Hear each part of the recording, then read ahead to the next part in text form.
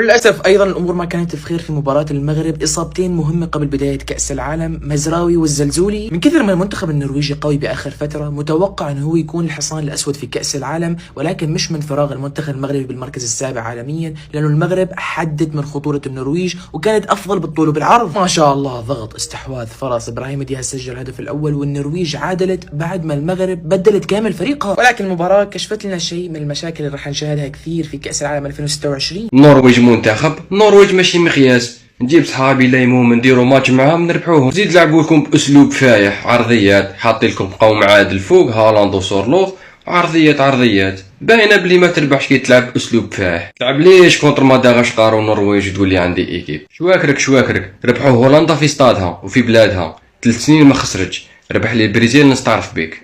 نتفرج توا في المنتخب المغربي، اول ماتش لعبوه في امريكا للتحضيرات كاس العالم، 1-0 كونتر النرويج في الدقيقة السابعة.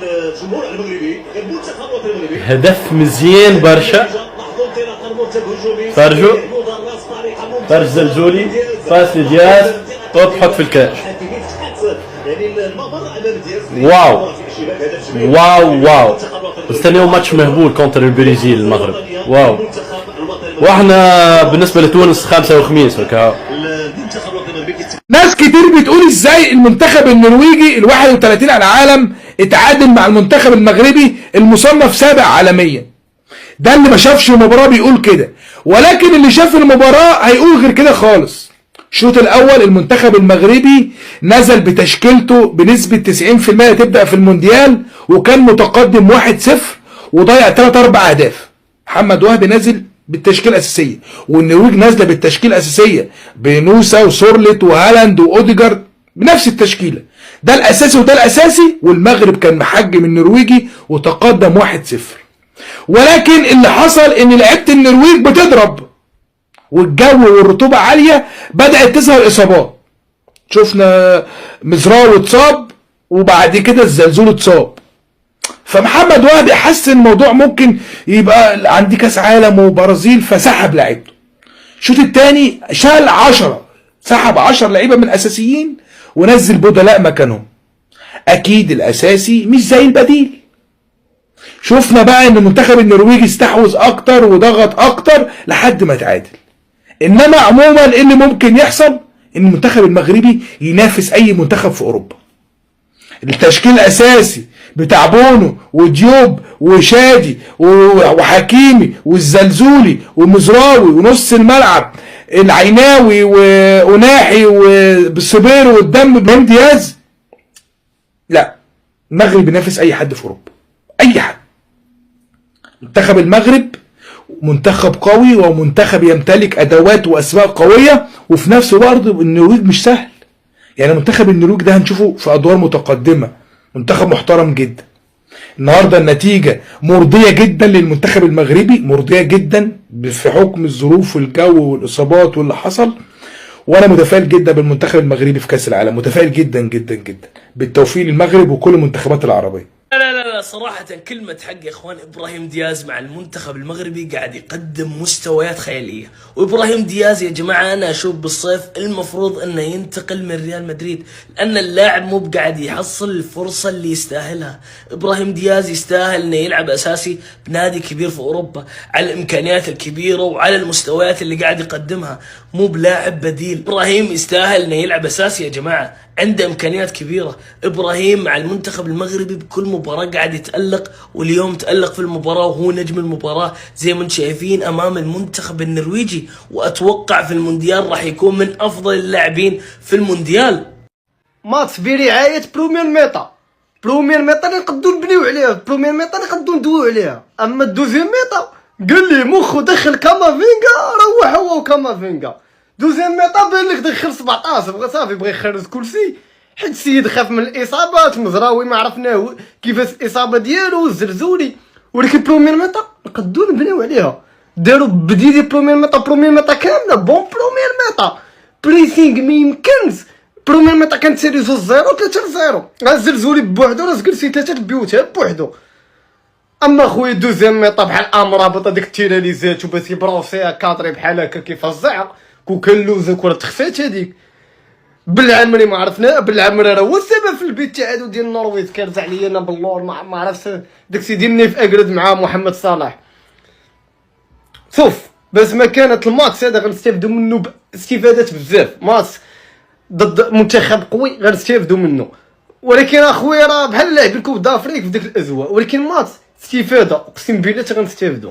طب نصيحة مني بقى لكل المنتخبات العربية وبالذات منتخب المغرب ومنتخب مصر قبل كأس العالم، يا ريت نخلي بالنا من خط دفاعنا شوية. منتخب النرويج بيتعادل مع منتخب المغرب. واحد يقول لي لا يا عم المغرب هي اللي اتعادلت مع النرويج، اقول لك لا حبيب قلبي بقى انت ما شفتش الماتش كويس. النرويج هم اللي كانوا بيعافروا عشان خاطر يتعادلوا مع منتخب المغرب اللي قدر يسجل هدف في بداية اللقاء عن طريق ابراهيم دياز، ويبقى تعادل منتخب النرويج في الشوط الثاني عن طريق طبعا نجم ارسنال اوريجارد. انا نطقت اسمه صح؟ ولو ما نطقتش كده اصلا المنتخب المغربي كان مشلف لهم. للاسف بتحصل اخطاء دفاعيه في كل المنتخبات العربيه. خدت بالي النهارده ان في اخطاء دفاعيه في مباراه المغرب، في اخطاء دفاعيه في مباراه مصر، في اخطاء دفاعيه في مباراه تونس. فنصيحتي للمنتخبات العربيه نصيحتين بصراحه للامانه، نخلي بالنا من خط دفاعنا كويس جدا، وفي نفس الوقت نشتغل على انهاء الفرص بشكل افضل من كده، لان كل المنتخبات العربيه اللي هتشارك في البطوله تحديدا منتخب مصر والمغرب ومنتخب تونس لازم نشتغل على انهاء الهجمات وانهاء الفرص، لان انت مش هيجيلك فرص كتير في كاس العالم، لان المواجهات كلها تكون صعبه. المغرب مجموعته صعبه جدا، مصر مجموعتها صعبه جدا. ففكره ان انت تقدر تحافظ على خط دفاعك كويس وتقدر تحافظ على نظافه شباكك، ده هيديك فرصه ان انت تكون اقرب للفوز. وحط عليهم بقى يا سلام لو بتقدر تنهي الهجمه بشكل كويس وتقدر تعمل هجمه منظمه. النهارده المغرب تقريبا ضيعت 3 أو 4 اهداف محققين للمنتخب المغربي اللي مش محظوظ تماما، لان منتخب المغرب بيغيب عنهم 2 لعيبه مهمين، وان شاء الله يكون مده اصابتهم قليله ويلحقوا كاس العالم. عندك اصابه الزلزولي واصابه مزراوي، ربنا يا رب يرجعهم بالسلامه، وربنا يا رب يحمي كل منتخباتنا العربيه، وان شاء الله كل منتخب عربي يدخل كاس العالم وهو في كامل قوته وفي كامل فورمته. بصراحه بقى مبسوط قوي من فكره ان في منتخبات عربيه بتواجه منتخبات اوروبيه وبتقدر ان هي تعمل قدامها نتائج كبيره، وبل بالعكس ده ممكن تكون هي كانت الطرف الافضل في اللقاء. حتى يا سيدي لو ماتش ودي، فكره ان مصر تلعب البرازيل، المغرب بتلعب النرويج، وفي احتكاكات قويه. معلش بقى ده احنا كده نضرب تعظيم سلام للدول العربيه ونضرب تعظيم سلام للمنتخبات الافريقيه اللي بقت تعمل احتكاكات قويه مع المنتخبات الاوروبيه وتحط عليهم كمان. زي ما بتمنى التوفيق لبلدي مصر، بتمنى التوفيق لمنتخب بلدي الثاني منتخب المغرب، وبالتوفيق لكل منتخباتنا العربيه. انتوا بقى اكتبوا لي في الكومنتات من وجهه نظركم شايفين المنتخب المغربي هيوصل لفين في كاس العالم، اكتبوا لي بسرعه. هذه النرويج خويا المغربي ماشي مدغشقر. رسميا مباراة المغرب ضد النرويج تنتهي بنتيجة 1-1. المنتخب المغربي سجلوا هدف التقدم في الدقيقة 8، ومن بعد في الدقيقة 75 جاهم اوديغارد بهدف يعدل النتيجة، وكانت المباراة تقدر تكون متقاربة من ناحية الفرص ومن ناحية الاستحواذ كذلك. حاجة واحدة أخرى واش تقول باللي المنتخب المغربي ينهي استعداداته لكأس العالم بفوزين، فوز على مدغشقر 4-0 وتعادل مع النرويج 1-1. صراحة اختيار منتخب من افريقيا مدغشقر مانيش عارف علاش، ممكن بالك تشبه طريقه اللعب تاعو المنتخب العراقي، الله يعلم. المهم هذه هي استعدادات المنتخب المغربي الى كاس العالم. ويذكر ان منتخب المغرب جاء في مجموعه فيها منتخب البرازيل، منتخب اسكتلندا، منتخب هايتي. صراحه هي مجموعه في متناول المنتخب المغربي، يعني صراحه اذ لم يفز على هايتي ولم يفرض التعادل على الاقل على اسكتلندا، يعني صراحه لا داعي للتاهل الى باقي المشوار. المهم دوكا واش تبان لكم المنتخب المغربي يدير بعد ما شفتوا واش دار في المباريات الوديه؟ انا تبان لي شخصيا اكيد المجموعه تاعهم ما يتبان لي سهله. انا نقول المنتخب المغربي سيكون احد المنتخبات العربيه اللي راح تتاهل الى الدور المقبل، عكس المنتخب التونسي الذي قلت فيه والذي اتمنى العكس انه لن يتاهل الى الدور المقبل، يعني تونس سوف تغادر من دور المجموعات، وانا اتمنى عكس ذلك. ابارسا الناس اللي لحقت لهنا مراش دايره ابوني، دير ابوني يلحقك جديد على المنتخب الوطني الجزائري بالدرجه الاولى، واخبار المنتخبات العربيه السبعه باذن الله: المغرب، مصر، تونس الى اخره، السعوديه، قطر، حتى العراق والاردن ان شاء الله. ابارسا طلع الفيديو.